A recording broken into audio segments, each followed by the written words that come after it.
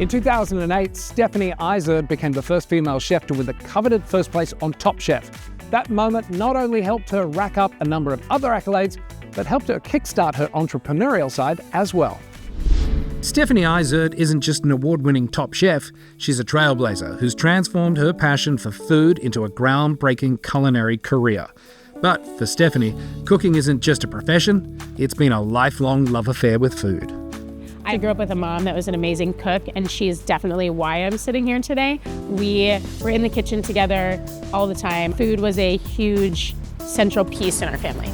For Stephanie, food has always been personal, rooted in memories and family traditions. Her menus often reflect the dishes that shaped her growing up. So I have a Chinese-inspired restaurant in Chicago called Duck Duck Goat, and the Mandarin pancakes that my mom used to make are on the menu today. It's just those sort of hands-on dinners that exposed my sister and I to flavors from around the world when we were little that really stuck with me. But she almost chose a different career path.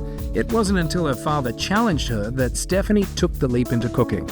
I didn't walk into class and feel inspired, and my dad said, "Why don't you go to culinary school? You always loved cooking," which never occurred to me. So the moment I walked into culinary school after graduating college, I felt like I found my people, and that's when I just knew I had chosen the right path. Long hours, trial and error, and a belief that food could connect people have shaped her into the chef she is today. It's all part of the journey. I actually opened my first restaurant when I was 27. It was called Scylla. It was an amazing thing to do at such a young age, but I realized I maybe jumped into it a little too quickly. I hadn't taken the time to learn enough. So I had just sold the restaurant. That's when Top Chef called to say, "Hey, do you want to be on Top Chef?" So I did that, and then that led me to Girl on the Goat. So I always feel like everything happens for a reason. And speaking of goats, where does that connection come from? My last name is a type of goat in French, so we say Izard, but it's Izard, is a mountain goat in the Pyrenees Mountains. So Girl on the Goat, now we have Little Goat, we have Duck Duck Goat, Cabra, which is goat in Spanish, and it's just become our little beacon for everything that we do. So, with all these accomplishments, what is Stephanie most proud of? What am I most proud of? My son Ernie. I love everything that I do in my career. I love doing TV, I love all the restaurants. I just was texting with some friends today, and we were reminding each other that life is short and you just got to go for it and make every moment count. So inspiration is, just don't be afraid to try something new, to do new things, take leaps and bounds, because life's too short. Okay, I'm gonna make for you guys our pork shank. It's crunchy, sticky, yummy. It's braised for a number of hours till it's nice and tender, and I'm gonna throw it in the fryer real quick. So here it is, all nice and tender. Drop it in the fryer at 375 degrees.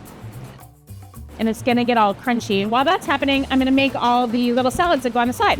Starting off with pickled cucumbers. So I'm gonna do some of those. We've got some mung bean sprouts, a little bit of pickled Fresnos, some pickled onions, a whole lot of herbs. We put a whole lot of herbs in everything. And then what makes this salad so tasty is the chili crunch. So this is salad number 2. We're gonna do some radishes and some spring onion. This is a gochujang sauce. That is gochujang. It has a little bit of vinegar so that it's got that acid, got that spice, got that salt all at the same time.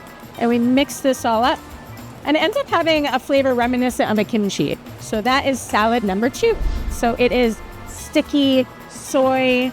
It's got cinnamon and chilies in it as well. So it's got all these aromatics as well as being just kind of sticky yummy. So you've got fried, sticky yummy. And then to make it even more fun, I'm gonna take it and put crunchy stuff all over the outside. So anyone that knows me, anyone that's had our food, anyone that's been to the restaurants can tell that I love things crunchy. So we have something crunchy on just about everything. So we're gonna coat the outside of it. We've got 2 sauces, hoisin mayo and a hot mustard mayo, so you can kind of choose your own adventure with each bite. We put some lettuce wraps on the side, which are really great with that rich shank. We've got our house naan, and then you get a little bit of each of our salads. Salad number 1 and salad number 2. Ta-da! That looks beautiful, and I bet it's delicious too.